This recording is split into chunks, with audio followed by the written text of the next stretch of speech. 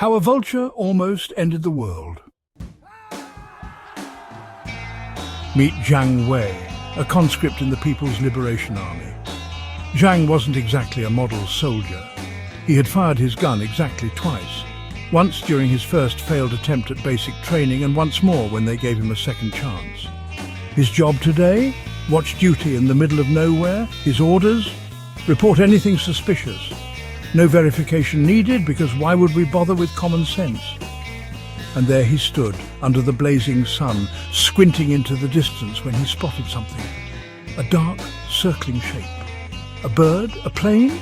No, clearly a B-2 bomber carrying nuclear warheads. At least that's what Zhang thought. From there, it was a comedy of errors that humanity couldn't recover from. Zhang, the master of overreaction, reported his sighting as something suspicious in the sky.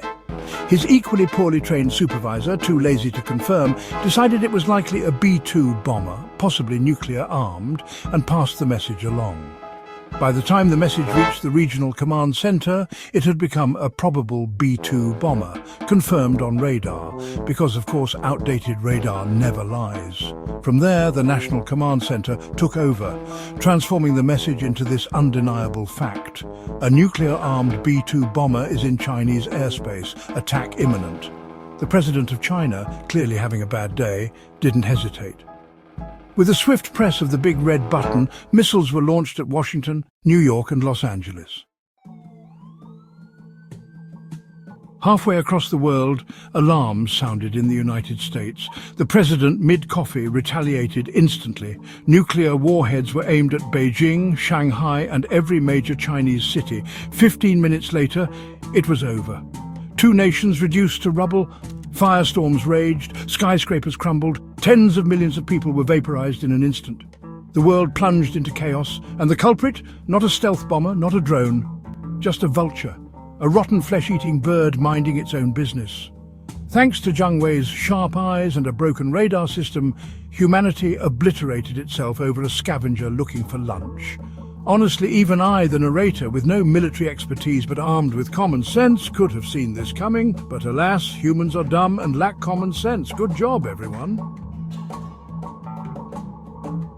So, what happens if you're unlucky enough to face a nuclear blast?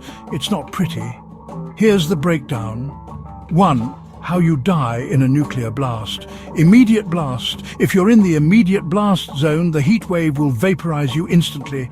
Yes, you'll become ash faster than you can blink. Shock wave outside the blast radius. The shock wave will crush buildings, break bones, and throw people like rag dolls. 2. Radiation exposure. Survivors of the blast face the nightmare of radiation exposure. Acute radiation sickness. This includes nausea, vomiting, burns, and organ failure. Long-term effects. Radiation damages DNA, leading to cancers like leukemia and thyroid tumors. It suppresses the immune system, leaving you vulnerable to infections. Skin burns can develop into chronic wounds or infections. 3. Fallout. Fallout is the radioactive dust and debris that rains down after the explosion. Breathing it in or coming into contact with it can cause radiation poisoning, burns, and long-term illness. 4. Preventative measures. Get inside. Thick concrete walls and basements reduce radiation exposure significantly. Seal your space. Use duct tape and plastic sheeting to block windows and doors. Potassium iodide pills. These protect your thyroid from radioactive iodine but won't save you from other radiation exposure. Only take them if instructed by authorities. And 5. Essential supplies. A first aid kit, N95 masks, water purification tablets and non-perishable food are essential. Invest in a radiation meter, because knowing when it's safe to leave your shelter could save your life. So what's the moral of the story? Nuclear war is terrifyingly easy to start. Whether it's paranoia, miscommunication, or a vulture with bad timing, humanity has come dangerously close to annihilation before. Stay informed, stay prepared, and most importantly, don't mistake a bird for a bomber.